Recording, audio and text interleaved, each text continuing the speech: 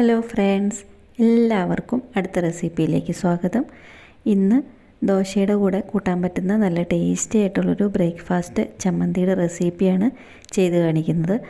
ഇതുപോലെ നല്ല സൂപ്പറായിട്ടുള്ള നെയ് റോസ്റ്റിൻ്റെയൊക്കെ കൂടെ കൂട്ടി കഴിക്കാനായിട്ട് നല്ല ബെസ്റ്റ് കോമ്പിനേഷനുള്ള ഒരു ചമ്മന്തിയാണ്. പെട്ടെന്ന് തന്നെ ഉണ്ടാക്കിയെടുക്കാൻ പറ്റുന്ന ഒരു ചമ്മന്തിയാണ് കേട്ടോ. അത് നല്ല കട്ടിയിലുള്ളൊരു ചമ്മന്തിയാണ്. ദോശയ്ക്ക് മാത്രമല്ല, ദോശയ്ക്കും ഇഡ്ഡലിക്കും എന്തിൻ്റെ കൂടെയും കൂട്ടി കഴിക്കാനായിട്ട് നല്ല സൂപ്പറായിട്ടുള്ളൊരു ചമ്മന്തിയുടെ റെസിപ്പിയാണ്.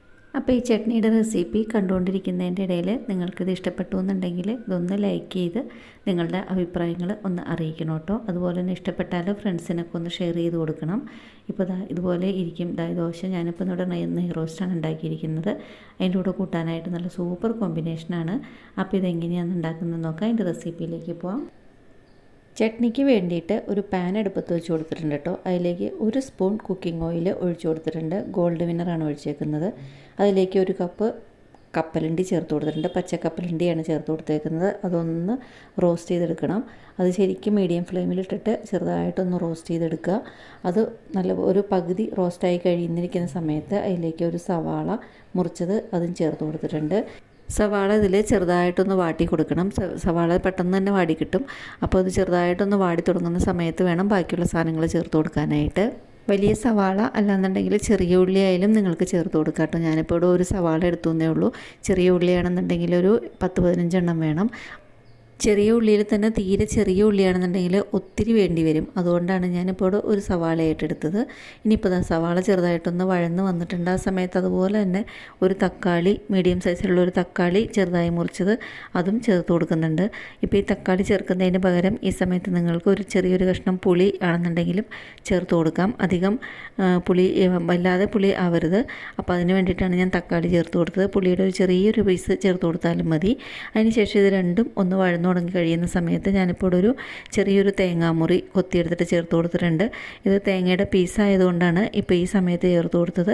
നിങ്ങൾക്ക് തേങ്ങ ചിരകിയതാണ് നിങ്ങൾ ചേർക്കുന്നതെന്നുണ്ടെങ്കിൽ ഇത് ഫ്ലെയിം ഓഫ് ചെയ്ത് കഴിഞ്ഞിട്ട് ചൂടാറാൻ വയ്ക്കുന്നതിന് മുന്നേ ചെറിയ തേങ്ങ ചേർത്ത് കൊടുത്താൽ മതി. ഇതിപ്പോൾ തേങ്ങയുടെ പീസാണ്, അതുകൊണ്ട് ഇത് ചെറുതായിട്ടൊന്ന് വറുത്തെടുക്കണം. അതിന് വേണ്ടിയിട്ടാണ് ഈ ഉള്ളിയും സവാളയും തക്കാളിയുടെയും കൂടെ അങ്ങനെ ചേർത്ത് കൊടുത്തത്.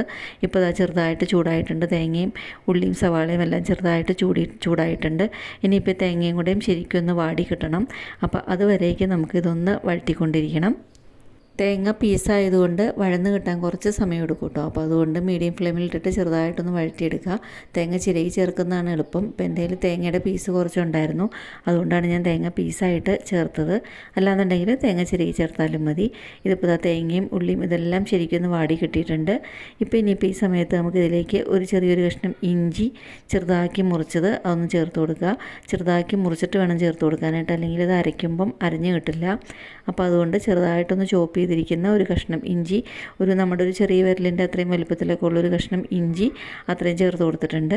അതൊന്ന് ചോപ്പ് ചെയ്തിട്ടാണ് ചേർത്ത് കൊടുത്തേക്കുന്നത്. അതും കൂടെയും ചേർത്ത് പച്ചമണം പോകുന്നവരേക്ക് ശരിക്കും ഒന്ന് മിക്സ് ചെയ്ത് കഴിഞ്ഞതിന് ശേഷം ഇത് നമുക്ക് ഫ്ലെയിം ഓഫ് ചെയ്തിട്ട് ചൂടാറാനായിട്ട് വയ്ക്കാം. ഈ സമയത്ത് ഞാൻ 2 തണ്ട് കറിവേപ്പിലൂടെ ചേർത്ത് കൊടുക്കുന്നുണ്ട്. കറിവേപ്പിലയുടെ കൂടെ നിങ്ങൾക്ക് ഇഷ്ടമുണ്ടെങ്കിൽ മല്ലിയിലയും കൂടെ ചേർത്ത് കൊടുക്കാം. ഇപ്പോൾ ഞാനിപ്പോൾ 2 തണ്ട് കറിവേപ്പില മാത്രമേ ചേർത്തിട്ടുള്ളൂ. അതിനുശേഷം ഇത് ചൂടാറി കഴിഞ്ഞ് കഴിയുമ്പം നമുക്കിതൊരു മിക്സിയുടെ ജാറിലേക്ക് ഇട്ട് കൊടുക്കാം. നല്ലപോലെ ചൂടാറി കഴിഞ്ഞ് കഴിഞ്ഞിട്ട് വേണം അരച്ചെടുക്കാനായിട്ട്. ആവശ്യത്തിനുള്ള ഉപ്പ് ചേർത്ത് കൊടുത്തിട്ടുണ്ട്. അതുപോലെ തന്നെ നേരത്തെ മുളകൊന്നും ചേർത്തിരുന്നില്ല, അതുകൊണ്ട് ആവശ്യത്തിനുള്ള മുളക് പൊടിയും ചേർത്ത് കൊടുത്തിട്ടുണ്ട്.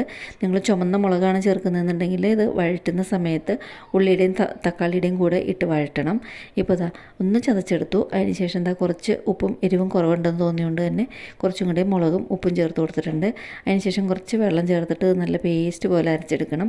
വെള്ളം കുറച്ച് മാത്രമേ ചേർക്കാമുള്ളൂ. നല്ല കട്ടിക്ക് വേണം അരച്ചെടുക്കാനായിട്ട്. കുറച്ച് വെള്ളം ചേർത്തിട്ട് നല്ല കട്ടിക്ക് അതുപോലെ ഇങ്ങനെ ഇത്രയും കട്ടിക്ക് അരച്ചെടുത്തിട്ടുണ്ട്. ഇത് കപ്പലിൻ്റെ ആയതുകൊണ്ട് തന്നെ നമ്മൾ എന്തോരം വെള്ളം ചേർത്താലും കട്ടിയിൽ തന്നെ അരയുള്ളൂ. പക്ഷേ ഒത്തിരി വെള്ളം ചേർത്താൽ മാത്രമേ അത് ലൂസായിട്ട് അരഞ്ഞ് കിട്ടുള്ളൂ. ഇനിയിപ്പോൾ ഒന്ന് കടുക് വറുക്കണം. കടുക് വറുക്കാനായിട്ട് പാൻ വെച്ചിട്ടുണ്ട്. അതേ സെയിം പാനാണ് വെച്ചേക്കുന്നത്. എണ്ണ ഒഴിച്ചിട്ട് കടുകിട്ട് പൊട്ടി കഴിഞ്ഞ് കഴിയുമ്പം അതിലേക്ക് 1 സ്പൂൺ ഉഴുന്നുപരിപ്പ് ചേർത്ത് കൊടുത്തിട്ടുണ്ട്. ഉഴുന്നുപരിപ്പ് ഒന്ന് മൊരിയിച്ചെടുക്കണം. ഉഴുന്നുപരിപ്പ് നല്ലപോലെ ഒന്ന് മുരിഞ്ഞ് കഴിഞ്ഞ് കഴിയുമ്പം മുളകും കറിവേപ്പിലയും ചേർത്ത് കൊടുത്തിട്ടുണ്ട്. അതിനുശേഷം അത് നല്ലപോലെ മൊരിയിച്ചെടുത്തിട്ട് ഈ ചട്നിയിലേക്ക് ചേർത്ത് കൊടുക്കുക. ചട്നി നേരത്തെ നമ്മൾ വഴറ്റി ചൂടാക്കി അരച്ചിരിക്കുന്ന ചട്നി ആയതുകൊണ്ട് ഇനി ചൂടാക്കേണ്ട ആവശ്യമില്ല. നമുക്ക് ഈ കടുക് വറുത്തത് നേരിട്ട് ചട്നിയിലേക്ക് ചേർത്ത് കൊടുക്കാം. ചട്നി അരച്ചതിന് ശേഷം ഞാൻ ചട്നി ഒരു ബൗളിലേക്ക് ചേർത്ത് കൊടുത്തായിരുന്നു. അപ്പോൾ നമ്മൾ കടുക് വറുത്തതും കൂടെ ആ ബൗളിലേക്ക് ചേർത്ത് കൊടുത്തിട്ടുണ്ട്. അപ്പോൾ ഇത്രയേ ഉള്ളൂ ഇതിൻ്റെ റെസിപ്പി. നല്ല സൂപ്പർ ടേസ്റ്റുള്ള ചട്നിയാണ് കേട്ടോ. അപ്പോൾ ഇന്നിപ്പോൾ ഇവിടെ ഞാൻ ബ്രേക്ക്ഫാസ്റ്റിന് ഉണ്ടാക്കിയ ചട്നിയാണിത്. അതിൻ്റെ കൂടെ നല്ല മൊരിഞ്ഞ ദോശയാണ് ഉണ്ടാക്കിയിരുന്നത്. അപ്പോൾ ഇതിൻ്റെ കൂടെ നല്ല കോമ്പിനേഷനായിരുന്നു. അപ്പോൾ നിങ്ങൾക്ക് ഈ ചമ്മന്തിയുടെ റെസിപ്പി ഇഷ്ടപ്പെട്ടു എന്നുണ്ടെങ്കിൽ നിങ്ങൾ നിങ്ങളുടെ അഭിപ്രായങ്ങളൊന്ന് കമൻറ്റ് ബോക്സിലൂടെ അറിയിക്കുക കേട്ടോ. അതുപോലെ തന്നെ വീഡിയോ ഇഷ്ടപ്പെട്ടാൽ നിങ്ങളുടെ ഫ്രണ്ട്സിനും റിലേറ്റീവ്സിനും ഒക്കെ ഒന്ന് ഷെയർ ചെയ്ത് കൊടുക്കുക. ആദ്യമായിട്ട് എൻ്റെ റെസിപ്പി കാണുന്നവരുണ്ടെന്നുണ്ടെങ്കിൽ എൻ്റെ ചാനലൊന്ന് സബ്സ്ക്രൈബ് ചെയ്ത് സപ്പോർട്ട് ചെയ്യുക. അതുപോലെ തന്നെ അടുത്തുള്ള ബെല്ലൈക്കൻ പ്രസ് ചെയ്ത് അതിൽ ഓൾ എന്നുള്ള ഓപ്ഷൻ ക്ലിക്ക് ചെയ്താൽ ഞാനിതുപോലെ വീഡിയോസ് ഇടുമ്പം അപ്പോൾ തന്നെ നിങ്ങൾക്ക് അതിൻ്റെ നോട്ടിഫിക്കേഷൻ വരുന്നതായിരിക്കും. അപ്പോൾ എന്നും പറയുന്ന പോലെ ഇനിയും ടേസ്റ്റി ആയിട്ടും ഈസി ആയിട്ടും വെറൈറ്റി ആയിട്ടുള്ള വേറൊരു റെസിപ്പി ആയിട്ട് ഉടനെ വരുന്നവരേക്കും താങ്ക് യു.